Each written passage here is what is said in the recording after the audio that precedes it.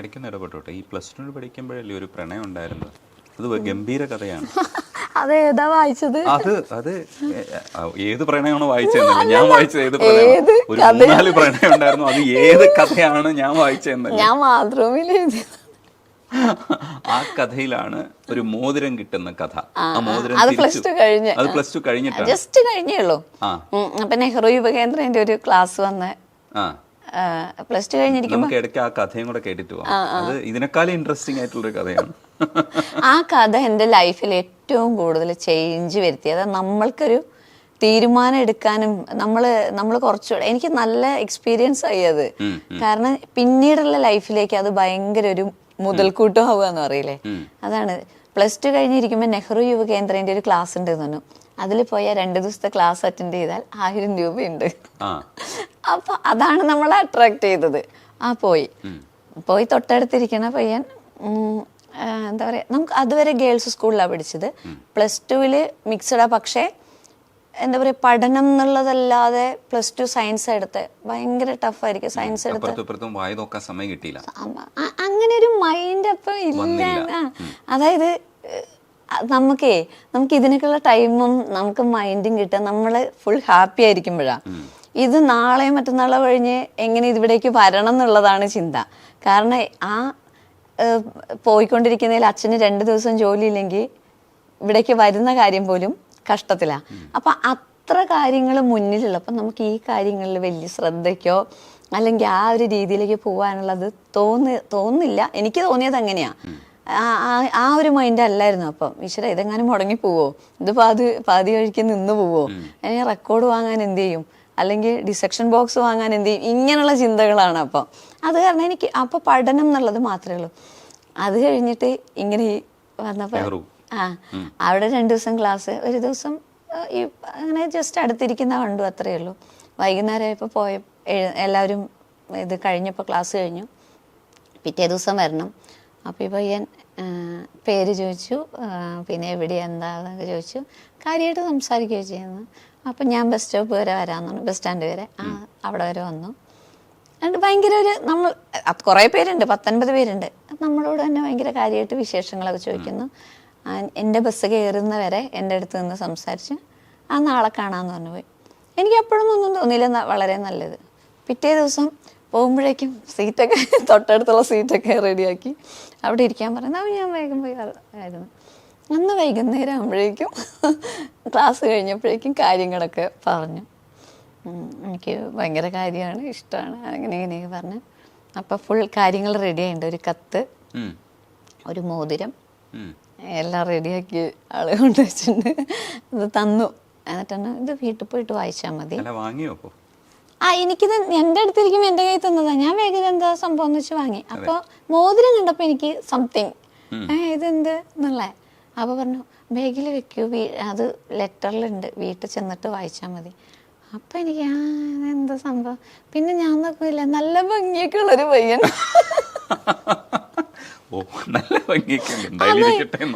അതായത് ശരിക്കും തമിഴ് സിനിമയിലെ മാധവനില്ലേ, അതേ ലുക്ക് മലയാള സിനിമയിലുണ്ട്. അപ്പൊ ഞാൻ നോക്കുമ്പോ ചിരിക്കും. അപ്പൊ എനിക്ക് ഈ പയ്യനെ എവിടെയോ കണ്ട പോലെയൊക്കെ തോന്നുന്നുണ്ട്. പിന്നെയാണ് എനിക്ക് മനസ്സിലായത് ഈ ഒരു ആക്ടറുമായിട്ടുള്ള സാമ്യത കൊണ്ടാ. അപ്പൊ ഞാൻ അതാണ്. പിന്നെ എനിക്ക് മനസ്സിലായി, പിന്നെ പെരുമാറ്റവും നമ്മളോട് ഭയങ്കര നല്ല. അതെ. അപ്പൊ ഞാൻ ഇതേപോലെ തന്നെ കൂടെ വന്നതിൻ്റെ ഇടയ്ക്ക് ഫോൺ നമ്പർ ചോദിച്ചു. എൻ്റെ വീട് ഫോണൊന്നുമില്ല. അപ്പം ഞാൻ അടുത്ത വീട്ടിലെ നമ്പറാന്ന് പറഞ്ഞു. അപ്പം പറഞ്ഞു ഞാൻ വിളിക്കില്ല, എന്നാലും ജസ്റ്റ് ഒന്ന് തരുക. ഞാൻ പറഞ്ഞു വിളിക്കാൻ പറ്റില്ല, അടുത്ത വീട്ടിൽ നിന്ന് വിളിക്കാന്ന്. അത്രയും എമർജൻസിക്ക് എൻ്റെ അമ്മ വീട്ടിൽ നിന്നൊക്കെ ദൂരെ അമ്മ വീടാണ്. അവിടെ നിന്നൊക്കെ എന്തിനെങ്കിലും വിളിക്കുമ്പോഴാണ്, അല്ലാതെ ഇങ്ങനെ വിളിച്ചാലുള്ള അവസ്ഥ എന്താ. അപ്പോൾ ഞാൻ വിളിക്കാൻ ചെയ്തില്ല, എനിക്കൊന്ന് ഇതാവാൻ വേണ്ടി. അപ്പം ഞാൻ എൻ്റെ വീട്ടിൽ ഫോണുണ്ട്, നമ്പർ തന്നാൽ വിളിക്കുമോ ചോദിച്ചു. അപ്പോൾ ഞാൻ പറ്റുമെങ്കിൽ വിളിക്കാമെന്ന് പറഞ്ഞു. അങ്ങനെ ഇത് വായിച്ചു. വൈകിട്ട് പോയിട്ട് കത്തൊക്കെ വായിച്ചപ്പോഴേക്കും ഭയങ്കര സന്തോഷം. ആ കത്തില് നമ്മളെ കുറിച്ചുള്ള വർണ്ണനകളാ, കണ്ണ്. അപ്പൊ ഞാനൊന്ന് എന്താ പറയാ, സാഹിത്യം ഉണ്ടായിരുന്നു അത്യാവശ്യം. സാഹിത്യമല്ല, ലവ് ലെറ്റർ. അതായത് ഞാൻ വളരെ പാവം പെൺകുട്ടിയും വളരെ പാവവും നിഷ്കളങ്കയും ആ 50 പേരിലും വെച്ച് തെറ്റിദ്ധാരണയായിരുന്നു. ഏറ്റവും നിഷ്കളങ്കയും പാവമായിട്ടുള്ള ഒരു പെൺകുട്ടിയാണെന്നാണ് ഇദ്ദേഹം കണ്ടെത്തിയതും. അങ്ങനെയാണ് ആൾക്ക് പാവം അവൻ. അതെ, അല്ല അന്ന് ഞാൻ പാവമായിരുന്നു. അന്ന് ഞാൻ പാവമായിരുന്നു, പിന്നീടാണ് ഞാൻ ഭയങ്കര. എന്നിട്ട് അങ്ങനെ പറഞ്ഞപ്പോ പിന്നെ കണ്ണ് കണ്ടപ്പോ മനസ്സിലായി പാവം അങ്ങനെ ഇങ്ങനെ. അത് നമ്മൾക്കിത് ആദ്യമായിട്ട് കിട്ടുക, ഇത് പരിചയമൊന്നുമില്ല. ഭയങ്കര ഒരു സംഭവമായിട്ട് പിന്നെ ഞാൻ എന്ത് ചെയ്യും, പശുവിനെ കെട്ടാൻ പോകും. അത് ആ ടൗണിന്റെ അടുത്ത് കൂടിയാണ് ആ വയലിലേക്ക് ഇറങ്ങുക. നമുക്കൊക്കെ ഓരോരുത്തർക്കും ഓരോ പശുക്കളെ തന്നിട്ടുണ്ട് അച്ഛൻ, അതിന്റെ ഫുൾ കാര്യവും നമ്മളാ. അപ്പം പോയിട്ട് 1 രൂപയില്ലേ കോയിൻ, അതെടുത്ത് കയ്യിൽ വയ്ക്കും. എന്നിട്ട് അവിടെ കോയിൻ ബൂത്ത് എന്നിട്ട് ഒരു 2-3 തവണ വിളിച്ചു. ഇപ്പൊ പറഞ്ഞല്ലേ, അപ്പൊ ഇങ്ങനെ വിളിച്ചു. ഒരു തവണ വിളിച്ചപ്പോ അച്ഛനെ എടുത്ത് കിട്ടിയില്ല. പിന്നെ ഒരു തവണ വിളിച്ചു, കിട്ടി. ഇങ്ങനെ സംസാരിച്ചു. 1 രൂപ തീരുന്നവരെയാണേ സംസാരം. അത് കഴിഞ്ഞു. പിന്നെ ആണ് അഡ്മിഷൻ വരുന്നത് കോളേജില്, ഗവൺമെന്റ് കോളേജില്. അപ്പൊ ഈ പയ്യൻ ഗവൺമെന്റ് കോളേജിലാണ് പഠിക്കുന്നതെന്ന് എന്നോട് പറഞ്ഞിരുന്നല്ലോ. അപ്പൊ എനിക്ക് ഭയങ്കര സന്തോഷമായി. കിട്ടി, എനിക്ക് TTCക്ക് കിട്ടി. അവിടെ പോയി അതിന്റെ ഫീസും സ്ട്രക്ചറും അതിന് വേണ്ട ചെലവുകൾ കുറേ, TTCക്ക് കുറേ വർക്കുകളൊക്കെ വരുമല്ലോ, ചാർട്ട്, പേപ്പർ, അങ്ങനെ അതൊക്കെ കൂടെ കേട്ടപ്പം അത് നമുക്ക് ശരിയാവില്ല എന്നുള്ളത് മനസ്സിലായി, മിണ്ടാതിരുന്നു. അത് കഴിഞ്ഞ് പിന്നെ ഞാൻ സയൻസ് ആണല്ലോ എടുത്തത്. നമ്മൾ ആ ഒരു രീതിയിൽ ഫിസിക്സ് ആ ഒരു ഇതിൽ പോകാമെന്ന് ഓർക്കുമ്പോൾ ഇതേപോലെ കോളേജ് എടുത്തില്ല. അടുത്തുള്ളതിൽ ഇതേ പ്രൊസീജിയർ മുഴുവനും, ലാബ്, റെക്കോർഡ്. ഈ സംഭവം മുന്നോട്ട് പോവില്ല, ഉറപ്പാണ്. ഗവൺമെൻറ് കോളേജിൽ ഫീസ് ഇല്ല എന്ന് പറഞ്ഞു. ആ ചേരുമ്പോൾ ഒരു 630 രൂപ അത്രയേ ഉള്ളൂ എന്നുള്ളതിൽ. അങ്ങനെ ഇപ്പോഴത്തെ കുട്ടികൾക്ക് എനിക്ക് തോന്നുന്നില്ല, ഇപ്പോഴത്തെ കുട്ടികൾക്ക് അങ്ങനെ ഒരു ഇതുണ്ടാവുമോ. പറഞ്ഞാൽ എത്ര കഷ്ടപ്പെട്ടിട്ടും എങ്ങനെയാലും അത് ആ പഠിക്കുന്ന വിഷയം എടുക്കാനുള്ളൊരു ഇത് എന്തായാലും ഇല്ലേ. അപ്പം നമുക്ക് തന്നെ ഒന്ന് കോളേജ് അതേ ഉള്ളൂ എടുത്ത്, എന്നാലും 2 ബസ് കയറണം. പിന്നെ ഗവൺമെൻറ് കോളേജിൽ ഫീസ് ഇല്ല. പിന്നെ വേറെ ചാർട്ട്, പേപ്പർ, എക്സ്ട്രാ ഇതൊന്നുമില്ല. ആർട്സ്, മാസ് കമ്മ്യൂണിക്കേഷൻ എന്ന് പറഞ്ഞാൽ വേറെ ലാബും കാര്യങ്ങളും അങ്ങനത്തെ ഇല്ലല്ലോ. അപ്പോൾ അതാണ് നല്ലതെന്ന് തോന്നി. അല്ലാതെ നമ്മളൊരു ആഗ്രഹത്തിൻ്റെ പുറത്തല്ല. സയൻസ് പഠിച്ച ഒരാൾ ഒരിക്കലും ഒരു ജേർണലിസം ഫീൽഡല്ല ആഗ്രഹിക്കുക. പക്ഷെ അതിൽ വന്നപ്പോൾ അതെനിക്ക് ഇഷ്ടമായി. നമ്മുടെ ഉള്ളിൽ എപ്പോഴും ആ ഒരു ഇതുള്ളത് കാരണമായിരിക്കും നമുക്കത് താല്പര്യം. അതെ, എനിക്കത് ഇഷ്ടമായി. ഞാൻ അതിനോട് അല്ലാണ്ട് എനിക്കതോ ഫിസിക്സ് സയൻസ് എടുത്തില്ലല്ലോ എന്നുള്ള വിഷമമൊന്നും തോന്നിയില്ല. ഈ പയ്യൻ അവിടെ ഉണ്ട് എന്നുള്ളതാണ് ഇതിനേക്കാൾ ഏറ്റവും കൂടുതൽ എന്നെ ആകർഷിച്ചത്. വീട്ടിലൊന്നും വേണ്ടിയില്ല, പക്ഷെ ഞാനൊരു രൂപ വിളിച്ചു പറഞ്ഞു, ഒരു ഹാപ്പി ന്യൂസ് ഉണ്ട് കേൾക്കണം. പക്ഷെ 3ാമത്തെ ഫോൺ വിളിയാണേ. 2 ആഴ്ചയായിട്ടേ ഉള്ളൂ, 2 ആഴ്ചയായിട്ടുള്ളൂ പരിചയപ്പെട്ടിട്ട്. വെക്കേഷൻ സമയത്തായിരുന്നു ആ ക്ലാസ് ഉണ്ടായിരുന്നത്. അപ്പോൾ എന്താ വെച്ചാൽ ഞാൻ പറഞ്ഞു, ഞാൻ ഗവൺമെൻറ് കോളേജിലേക്ക് വരുന്നുണ്ട്, എനിക്ക് അവിടെ ഇത് കിട്ടിയെന്ന്. ഞാൻ നോക്കുമ്പോൾ യാതൊരു വിധ പ്രതികരണവും ഇല്ല, സൈലൻസ്. അപ്പം ഞാൻ പറഞ്ഞു, അവിടെ മാസ് കമ്മ്യൂണിക്കേഷന് കിട്ടിയിട്ട് ചേരാൻ വരുന്നുണ്ട് അഡ്മിഷനായി. അതേ, സയൻസ് അല്ലേ എടുത്തത്, നല്ല മാർക്കില്ലേ, വെറുതെ ആ കോളേജിലേക്ക് വരണ്ട. അവിടെ മൊത്തം സമരമാണ്. പിന്നെ ക്ലാസ്സൊന്നും കാര്യമായിട്ട് നടക്കുന്നില്ല. അജിഷയ്ക്കാണെങ്കിൽ ഒരുപാട് കാര്യങ്ങൾ, നമ്മൾ ചെറിയ സമയമുള്ളെങ്കിലും നമ്മുടെ പ്ലാനൊക്കെ പറഞ്ഞിട്ടുണ്ട്, ജോലി, വീട്ടുകാരെ കാര്യങ്ങളൊക്കെ. അപ്പം അവിടെ വന്ന ഒന്നും നടക്കില്ല. അപ്പം ഞാൻ പറഞ്ഞു, പിന്നെ നിങ്ങൾ എന്തിനാ പോയത്, പഠിക്കാനില്ലെങ്കിൽ? നമ്മൾ ആൺപിള്ളേരല്ലേ, നമ്മളെങ്ങനെയും ഒക്കെ പഠിച്ച് എങ്ങനെയും പാസ്സാവും. അതുപോലെയല്ലോ സയൻസ് അവിടെ ഇല്ല, ആർട്സ് വിഷയമുള്ളൂ. അതുകൊണ്ട് വേറെ കോളേജിൽ ചേർന്നാൽ മതി. 1-2 കോളേജിൻ്റെ പേര് ഞാൻ അവിടെയൊന്നും ചേരാൻ പറ്റില്ല, എനിക്ക് ഫീസ് ഒന്നും ശരിയാവില്ല. എന്തായാലും ഞാനിവിടെ ചേരാൻ തീരുമാനിച്ചു. ഒന്നുകൂടെ നോക്കിയിട്ട് മതി കേട്ടോ, അത് അങ്ങനെ ഇങ്ങനെ. അതായത് ഒരാളിൽ നിന്ന് എന്ത് പ്രതീക്ഷിച്ചു അതിൻ്റെ ഓപ്പോസിറ്റാണ് പറയുന്നത്. അപ്പം ഞാനോർത്ത് ഇതെന്താ ഇങ്ങനെ പറയുന്നത്, സന്തോഷമായിട്ട് ഞാൻ വിചാരിച്ചു ഭയങ്കര ഹാപ്പി ആയിട്ട് അതേ വരുമെന്ന് പറയുന്നത്. ഇത് കഴിഞ്ഞ് കോളേജിൽ പോയി ചേർന്ന് ആഴ്ച 2 കഴിഞ്ഞിട്ടും ആളുടെ പൊടി പോലും ഇല്ല. ഇങ്ങനെ കൊമേഴ്സിൽ, അയ്യോ വിഷയം പറയണ്ട, ആളെ തപ്പി വിഷയം പറയുന്നില്ല.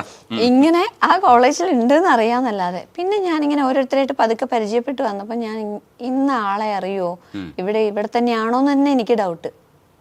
പറഞ്ഞു, ഇങ്ങനെ ഒരു കക്ഷി ഇവിടെ ഉണ്ട്, പഠിക്കുന്നുണ്ട്. അപ്പോൾ എത്ര മണിക്കാണ് പോകാൻ? അപ്പോൾ ഇത്ര സമയത്ത് അവിടെ ക്ലാസ് വിടുന്നുണ്ട്. ഞാൻ ആ സമയം നോക്കി ഇറങ്ങിയപ്പം ഈ പുള്ളിക്കാരൻ പോകുന്നുണ്ട്, ഒരു കുടയിൽ കൂടി ഒരു പെൺകുട്ടി നടന്നു പോകുന്നുണ്ട്. എനിക്ക് അങ്ങനെ പ്രത്യേകിച്ചൊന്നും തോന്നില്ല, കാരണം കോളേജിൽ ഇഷ്ടംപോലെ ഇപ്പം നമ്മൾ കുടയും കൊണ്ട് പോകുമ്പോൾ നമ്മുടെ ഓടി വന്ന് പയ്യന്മാരൊക്കെ കയറുന്നത്. കോളേജിൽ അങ്ങനത്തെ ഒരു ആ ഒരു +2 വരെയുള്ള ആ ഒരു ഇതിൽ നിന്ന് അങ്ങോട്ട് മാറി ഒരു ഫ്രീഡം കിട്ടിയതല്ലേ. അപ്പം ഞാൻ വിചാരിച്ചു കോമൺ കൂടെ പഠിക്കുന്ന ഒരു കുട്ടിയുടെ കൂടെ പോകുന്നത്, എനിക്കതൊന്നും തോന്നില്ല. പക്ഷെ ഞാൻ ഫേസ് ചെയ്യാനൊന്നും പോയില്ല, ഞാൻ കണ്ടു എന്നേ ഉള്ളൂ. 2 ദിവസം കഴിഞ്ഞപ്പോൾ കണ്ടപ്പോഴും ഇതേ പെൺകുട്ടി കൂടെ ഉണ്ട്. ജൂൺ ആ ഒരു മഴക്കാലല്ലേ. പിന്നെ ബസ് കയറുന്ന സ്ഥലത്ത് പോയി അവിടെ ബസ് സ്റ്റോപ്പിൽ നിൽക്കുമ്പോൾ ഇവര്, പിന്നെ കണ്ടപ്പോ ബസ്സിൽ അടുത്തടുത്ത് ഇവര്. ഇത്രയായപ്പോഴെനിക്ക് പിന്നെ ഈ പയ്യൻ എന്നെ കാണാനോ സംസാരിക്കാനോ വരുന്നില്ല. അപ്പൊ എനിക്കിങ്ങനെ ഭയങ്കര ഇത് തോന്നി, ഇത് എന്താ. ഞാൻ എനിക്ക് പരിചയമുള്ളവരോട് ചോദിച്ചു, ഇത് എങ്ങനെയാ? അയ്യോ അവര് 8ാം ക്ലാസ് തൊട്ട് ഒരുമിച്ചാ. എല്ലാവർക്കും അറിയുന്നതാണ്. അവര് +2 8 മുതൽ ഒരുമിച്ചാ, +2 ഒരുമിച്ച് അഡ്ജസ്റ്റ് ചെയ്ത് ഒരു കോളേജിൽ തന്നെ ഇതായി. ആ പെൺകുട്ടി വേറെ പഠിക്കേണ്ടതാണ്, നന്നായി പഠിക്കുന്നയാ. ഇവൻ ഇവിടെ അഡ്മിഷൻ കിട്ടിയ കാരണം ആ പെൺകുട്ടി ഇവിടെ അഡ്മിഷന് വന്നതാ. അല്ലാതെ ഇതല്ല സബ്ജക്റ്റ്, ഇതല്ലായിരുന്നു പഠിക്കാൻ ഉദ്ദേശിച്ചത്, ഇവന് വേണ്ടി വന്നതാ. വീട്ടുകാർക്കൊക്കെ അറിയാം, പെൺകുട്ടിയുടെ വീട്ടുകാർക്കൊക്കെ അറിയാം, അവർ മിക്കവാറും കല്യാണം കഴിക്കും. നമ്മളോട് ആ കത്തിൽ എഴുതിയത് ഇങ്ങനെയൊരു പെൺകുട്ടിയെ കണ്ടിട്ടേ ഇല്ല, കണ്ണുകൾ നോക്കും. അപ്പൊ ഞാനാലോചിച്ചു, എനിക്ക് ഈ കത്തും ഈ പയ്യനെയും തമ്മിൽ മാധവന്റെ മുഖം മാത്രമേ ഉള്ളൂ. മാധവന്റെ മുഖം മാത്രമേ ഇവൻ്റെ ഉള്ളൂ. ഇവന് ഇങ്ങനെ ഒരു ഇതാണ്, എനിക്ക് അഡ്ജസ്റ്റ് ആവാൻ പറ്റുന്നില്ല. ഒരാൾക്ക് അതങ്ങനെ പറ്റും. പിന്നെ ഇപ്പൊ ആണെങ്കിൽ എനിക്ക് അത്ഭുതമില്ല, കാരണം ഇപ്പൊ കേൾക്കുന്നത് മുഴുവനും കാണുന്നത് മുഴുവനും അങ്ങനെ. അന്ന് നമ്മള് ആദ്യമായിട്ട് ഒരാൾ നമ്മളോട് ഇഷ്ടമാന്ന് പറയുന്ന, നമ്മള് ഇയാളെ കല്യാണം കഴിച്ച് പിന്നെ അവർ കണ്ടു. അതെ, അപ്പോഴാണ് വേറൊരു പെൺകുട്ടിയുടെ കൂടെ ഇങ്ങനെ നടക്കുന്നത്. ഞാൻ സത്യം പറഞ്ഞാൽ ഞാൻ ആകെ 2 ദിവസമേ കണ്ടിട്ടുള്ളൂ, 2 or 3 തവണയെ ഫോൺ ചെയ്തിട്ടുള്ളെങ്കിലും എനിക്കത് ഭയങ്കര ഇതായിപ്പോയി. ഞാൻ ഗംഭീര കരച്ചിൽ, ബസ്സിലേക്ക് കരഞ്ഞു കൂവി. വീട്ടിൽ ചെന്ന് പറയാൻ പറ്റുമോ? അത് വീട്ടിൽ ചെന്ന് മുഖം ഇങ്ങനെ ഞാൻ റാഗിങ് അതൊക്കെ ആ വഴിക്കുണ്ട്. അങ്ങനെ ഭയങ്കര റാഗിങ് അല്ല, എന്നാലും നമുക്ക് നമ്മൾ അതിൻ്റെയൊക്കെ വിഷമമായിട്ട് അങ്ങനെ നിന്നു. പിന്നെ ഞാനിങ്ങനെ 2 ദിവസം ഇരുന്ന് ആലോചിച്ചു, ഇതെന്ത്. പിന്നെ ഇവൻ എന്നെ അവോയ്ഡ് ചെയ്യുക, എന്തായാലും ഞാനുള്ളത് അറിയാം, എന്നെ കണ്ടിട്ടുണ്ടാവും, പക്ഷെ വരുന്നോ മിണ്ടുന്നൊന്നുമില്ല. ഞാൻ എന്തായാലും തീരുമാനിച്ചു, അങ്ങനെ പറ്റില്ലല്ലോ. അത് ശരിയല്ല. അതായത് ആ കുട്ടീനെയും പറ്റിക്കുക, എന്നെയും പറ്റിക്കുക. അപ്പോൾ പിന്നെ ഈ കുട്ടിയാണെങ്കിൽ കുറേ വർഷമായിട്ട് ഇവന് വേണ്ടിയിട്ടാണ് ഇവിടെ വരുന്നതെന്നൊക്കെ പറയുന്നത്. ഞാനോട് ആ കുട്ടിയുടെ ആലോചിക്കുമ്പോൾ എനിക്ക് കുറച്ച് സോഫ്റ്റ് കോർണറൊക്കെ തോന്നി. പക്ഷെ ഇവനെ അങ്ങനെ വിട്ടാൽ ശരിയാവില്ല. ഞാൻ മിണ്ടാതൊരു സൈഡിൽ കൂടെ പോയാ ഇവൻ ഈ അടുത്ത ക്ലാസ്സിന് ഈ കത്ത് തന്നു ഇവൻ എന്നെ. ഞാൻ അന്ന് പിന്നാലെ പോയിട്ട് അങ്ങനെ അറിയോന്ന് ചോദിച്ചു. അറിയോന്ന് ചോദിച്ചാ മറ്റേ നെഹ്റു ക്ലാസ്. അപ്പൊ ഇവരോട് ഞാൻ പറഞ്ഞു, ഈ കുട്ടിയോട് ഞാൻ പറഞ്ഞു, ഞങ്ങളൊരു ക്ലാസ്സിൽ ഒരുമിച്ചുണ്ടായിരുന്നു 2 ദിവസം ഉണ്ടായിരുന്നുള്ളൂ. കൽപ്പറ്റ വെച്ചൊരു ക്ലാസ്സാണ്. 2ാമത്തെ ദിവസം പോകുമ്പം ഇദ്ദേഹം തന്ന കത്തും മോതിരമാണിത്. വീട്ടിൽ പോയിരുന്ന് വായിച്ചു നോക്കിക്കോളൂ. വായിച്ചു നോക്കിക്കോളൂ. നമ്മൾ തമ്മിൽ എന്ത് ഡിഫറൻസ് ആണെന്ന് എനിക്കറിയില്ല. എന്തായാലും എന്നെ കണ്ടപ്പം ഈ കത്തുകളതും കൂടെ നോക്കിയാൽ അറിയാം, എൻ്റെ ഗുണഗണങ്ങൾ വർണ്ണിച്ച് നമ്മളടുത്ത് വന്ന ആളാണ് ഇവൻ. നാളെ നമ്മളെ 2പേരെക്കാളും മിടുക്കികളോ അല്ലെങ്കിൽ സൗന്ദര്യമുള്ളവരോ അല്ലെങ്കിൽ വേറെ എന്തെങ്കിലും കഴിവുള്ളവരുണ്ടാവും. ഉറപ്പിച്ചോ, നിങ്ങളെയും വിട്ട് അടുത്തതിൻ്റെ പിന്നാലെ പോവും. അതുകൊണ്ട് കൂടെ നടക്കുമ്പോൾ നോക്കിയോ, ചതിക്കുന്നവനാന്ന് പറഞ്ഞിട്ട് ഞാൻ വണ്ടി കയറിപ്പോയി. പിന്നെ അവിടെ എന്ത് നടന്നു ഒന്നും ഞാൻ നോക്കിയില്ല. എനിക്ക് ചെയ്യാൻ പറ്റും. എന്റെ കയ്യിൽ ഈ കത്ത് ഞാൻ കളയാതെ വെച്ചിരുന്നു, മോതിരം കളയാതെ വെച്ചിരുന്നു. അവന്റെ പേരെഴുതിയ മോതിരാ. അപ്പം ഇതിങ്ങനെ പിന്നെ ഇവനിങ്ങനെ ഇടി വെട്ടിയ മാതിരി നിൽക്കുന്നുണ്ട്, എന്താ വേണ്ടതെന്ന് അറിയാതെ. ഞാൻ ഉറപ്പിച്ചു, തീരുമാനമായി. എനിക്ക് ഭയങ്കര അഭിമാനം, ഒരു പെൺകുട്ടിയെ കൂടെ ഞാൻ രക്ഷിച്ചു. അത് കഴിഞ്ഞ് ഒരു 1.5 മാസം കഴിഞ്ഞ് ഞാൻ നോക്കുമ്പോൾ അവര് വീണ്ടും ഒരുമിച്ച് തന്നെയാ പോണത്. അവരിത് നല്ല ഡീപ്പായിട്ടുള്ള ഇതായിരുന്നു. പയ്യന് നല്ല ഡോസ് കിട്ടിയിട്ടുണ്ടാവും തോന്നുന്നു. അപ്പോഴും ഞാൻ പറഞ്ഞു, അവ ഈ ക്യാരക്ടറാണെങ്കിൽ ഇത് ഒന്നും ഇതാവില്ല. പിന്നെ തന്നെ പ്രായം അതല്ലേ, ഞാനങ്ങനെ കുറ്റം പറയുന്നതല്ല. അന്നത്തെ 10, 18, 19 വയസ്സ്. അപ്പം അതിൻ്റെ ഒരു പക്വത കുറവായിരിക്കും. അല്ലാതെ ഞാനൊരിക്കലും ആ പയ്യനെ കുറ്റം പറഞ്ഞില്ല. കുറേ വർഷങ്ങൾ കഴിഞ്ഞ് ഇങ്ങനെ ഇതേപോലെ ഈ സബ്ജക്റ്റ് എടുത്തിട്ട് എനിക്ക് പറ്റിയൊരു ചതി എന്നൊന്നും പറയാൻ പറ്റില്ല. ഇപ്പം അത് തമാശയാണല്ലോ, അന്ന് എനിക്ക് വലിയ വിഷമമായത്. അപ്പോൾ എൻ്റെ ഫ്രണ്ട്സ് മാധവൻ തന്നെ വേണമെന്നുണ്ടോ, തൽക്കാലം നമുക്ക് മോഹൻലാൽ മമ്മൂട്ടി ആ ഒരു റേഞ്ചിലുള്ള ആളുകളൊക്കെ ഉണ്ട്, കുറച്ചൊരു സൈഡിൽ നിന്ന് നോക്കിയാ മമ്മൂട്ടിന്റെ ലുക്കുള്ളവരൊക്കെ ഉണ്ട്, തൽക്കാലം അഡ്ജസ്റ്റ്. ഞാൻ പറഞ്ഞു ഇനി ഈ പരിപാടിക്ക് അതാണ് ഞാൻ പറഞ്ഞേ. ആ ഒരു സംഭവത്തില് എനിക്ക് ഇങ്ങനെ ഈ ഒരു സംഭവം ഇത്രയും നിഷ്കളങ്കമായിട്ട് സംസാരിച്ചൊരു പയ്യനാ അത്. വളരെ നിഷ്കളങ്ക, നല്ലൊരു ആഷ് പോഷ്, ഒരു എന്താ പറയുക ഇപ്പോഴത്തെ ചെത്ത പയ്യന്മാരെ അല്ല, ഇപ്പോഴത്തെ ഒരു ചെത്ത പയ്യന്മാരെ മോഡലേ അല്ല, ആ ഒരു മോഡലല്ല. ഒരു നല്ല പക്വതയുള്ള ഒരു പാവം പിടിച്ചൊരു പയ്യനായിട്ടാ തോന്നിയ. അവൻ്റെ ഇത് ഇങ്ങനൊരു തിരിച്ചടി ഉണ്ടായപ്പോൾ ഞാനോർത്തു ഇനി ആരെയും അങ്ങനെ വിശ്വസിക്കാൻ പറ്റില്ല. അപ്പം ഇതിൽ ചെന്ന് പെടുന്നതിൽ നല്ലത് ഈ പരിപാടിക്ക് നിൽക്കാതെ പോകുന്നതാണ്. മാറി നിൽക്കുന്നത്. പിൽക്കാലഘട്ടത്തില് അവര് കല്യാണം കഴിച്ചോ? വന്നിട്ട് അവര് കല്യാണം കഴിച്ചു. എന്റെ പ്രവചനമൊക്കെ തെറ്റി, പക്ഷെ എനിക്കത് സന്തോഷമുള്ള കാര്യമാണ് കേട്ടോ. എന്താ വെച്ചാൽ അവര് ആ ഒരു എൻ്റെ ഒരു ഇൻസിഡന്റിന് ശേഷമായിരിക്കും അത് സീരിയസ് ആയിട്ടുള്ളൊരു കാര്യമായിട്ട് മാറിയിട്ടുണ്ടാവുക. ഞാനത് പറഞ്ഞപ്പോൾ എന്തായാലും ഒരു ക്ലാഷ് ഉണ്ടായിട്ട് പിന്നെ ആയിരിക്കും ഇവനാണെങ്കിലും അത് സീരിയസ് ആയിട്ട് എടുത്തിട്ടുണ്ടാവും. ഇനി ഈ പെൺകുട്ടീനെ വിഷമിപ്പിക്കുന്നത് ശരിക്കും ചതിച്ചതാ. അവന് കുറച്ചുകൂടെ ഓപ്ഷൻസ് നോക്കിയിട്ട് സെലക്ട് ചെയ്യാവുന്നത് നിങ്ങളായിട്ട് അത് തന്നെ എടുക്കേണ്ടി വന്നു, ആ ഓപ്ഷൻ തന്നെ എടുക്കേണ്ടി വന്നു. പോട്ടെ, ഞാനത് പൊട്ടിപ്പോന്ന് നിർത്ത്, പക്ഷെ നടന്നില്ല. അല്ലെ അവര് നന്നായിട്ട് ജീവിക്കുന്നു, സുഖമായിട്ടിരിക്കുന്നു എന്ന് പറഞ്ഞു. പിന്നെ കൂടാനൊന്നും പോയിട്ടില്ല. പിന്നെ നമുക്ക് അത് ഇതല്ലല്ലോ, നമ്മൾ അത്രയും പറഞ്ഞു തല്ലുകൂടി ഇതായതല്ലേ.